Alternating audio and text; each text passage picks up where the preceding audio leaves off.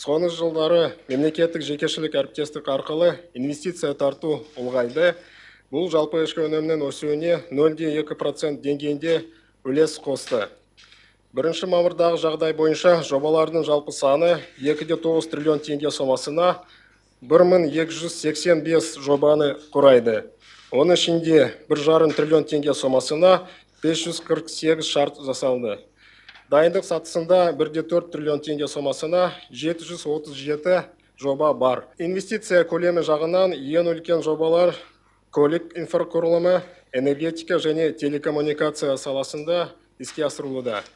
Ең көп жобалар саны білім беру, денсаулық сақтау, энергетика және тұрғын үй коммуналдық шаруашылығы, мәдениет және спорт салаларына тиесілі. Республикалық деңгейде 25 жоба бар, оның ішінде 9 жоба бойынша шарт жасалған.